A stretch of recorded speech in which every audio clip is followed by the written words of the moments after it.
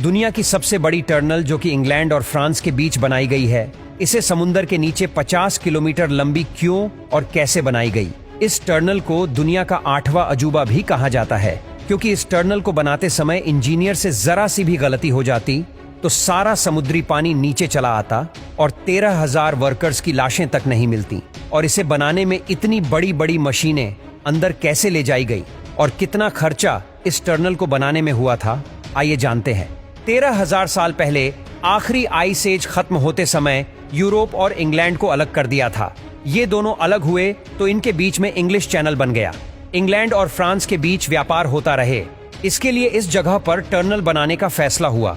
Agreement बना तो ये तय हुआ कि इंग्लैंड और फ्रांस दोनों टीम अपनी अपनी तरफ से खुदाई करेंगे और दोनों टनल सेंटर पॉइंट पर आकर कनेक्ट होंगी। इस इम्पॉसिबल काम को पूरा करने के लिए 10 इंजीनियरिंग फर्म को बुलाया गया। काम शुरू करने से पहले जो सबसे बड़ी प्रॉब्लम इंजीनियर्स को आ रही थी वो थी टीबीएम मशीन की, यानी टनल बोरिंग मशीन की। दरअसल आज से पहले इतने बड़े डायमीटर का टीबीएम मशीन बना ही नहीं था और इसीलिए इस मशीन को हजारों मील दूर पहले इसे सिएटल में बनाया गया। ये मशीन 800 फीट लंबी और 1500 टन वजनी बनाई गई। इसका डायमीटर 50 फीट का था और इसके आगे जंगस्टन कार्बाइड के तेज धार वाले ब्लेड लगे थे। मिट्टी और मलबा बाहर निकालने के लिए मशीन के पीछे कन्वेयर बेल्ट लगी थी। अब इस मशीन को चलाते समय अगर जरा सी भी लीकेज हो जाती तो ना मशीन का पता चलता और ना इंसानों का। एक सर्वे से पता चला कि इंग्लैंड के नीचे एक चौक की लेयर है जो पानी को नीचे आने नहीं देगी, लेकिन फ्रांस साइड पर नीचे दरारें थीं और इसीलिए उस तरफ काम करने के लिए खास तरह की टीबीएम मशीन बनाई गई जो कि एक सबमरीन भी थी। लेकिन प्रॉब्लम अब ये थी कि इतनी बड़ी मशीन को नीचे कैसे पहुंचाया जाए। पहले तो इस मशीन को डिसअसेंबल किया गया और फिर एक एक पीस को नीचे ले जाकर असेंबल किया गया।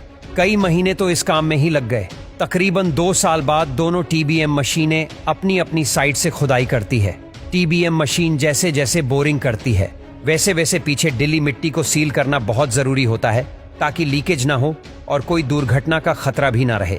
इस काम के लिए गोलाकार शेप के कंक्रीट स्लैब लगाए जा रहे थे और ऐसे में इस प्रोजेक्ट में टोटल 75,000 स्लैब्स का इस्तेमाल हुआ था। इन स्लैब्स की पूरी एक रिंग का वजन ही 50 टन से भी ज्यादा था। एक खास तरह की मशीन स्लैब को अपनी जगह पर फिट कर रही थी। जब कई साल बीतने के बाद सबको इंतजार था इन दोनों टनल्स के आपस में मिलने का। अगर दोनों टीबीएम मशीन आगे चलकर ना मिली तो ये सारा प्रोजेक्ट फेल भी हो सकता था। इसके सॉल्यूशन के लिए लेजर बीम गाइडेंस सिस्टम का इस्तेमाल किया गया। दोनों तरफ लेजर मशीन लगी थी और वही लेजर्स दोनों मशीनों को एक अलाइनमेंट में आगे ले जा रही थी और अब आखिरकार दोनों टीबीएम मशीनें एक दूसरे के सामने आ गई। अब एक ऐसा समय आया जब दोनों में से एक मशीन का मैकेनिकल सुसाइड करवाना था, क्योंकि दोनों टनल में 2 फीट मोटे कंक्रीट स्लैब लग चुके थे और इसीलिए अब टनल का डायमीटर 50 फीट से कम होकर 46 फीट ही रह गया था और मशीन थी 50 फीट की और इसीलिए वो मशीन अब बाहर नहीं आ सकती थी। इसके लिए इंग्लैंड वाली मशीन का मैकेनिकल सुसाइड करवाया गया। उसका एंगल चेंज करके उसे जमीन में भेजकर वहीं पर छोड़ दिया गया। अब फ्रेंच साइड वाली टीबीएम आगे बढ़कर इंग्लैंड वाली टनल से जा मिली और इसके बाद फ्रेंच टीबीएम मशीन को डिसअसेंबल करके ये सारी मशीन बाहर निकाली गई। अगर दोस्तों सेम ऐसा ही इंग्लैंड वाली मशीन के साथ करते तो वो बहुत महंगा पड़ता। दरअसल टीबीएम मशीन को डिसअसेंबल करके बाहर निकालने में जितना खर्चा हो रहा था उतने में तो एक नई टीबीएम मशीन आ जाती और इसीलिए इंग्लैंड वाली टीबीएम मशीन का मैकेनिकल सुसाइड करवा दिया गया और इस प्रोजेक्ट में करीब 12 बिलियन पाउंड का खर्चा आया था और इतनी लागत के बाद इंजीनियर्स का एक मास्टरपीस बनकर तैयार हो गया।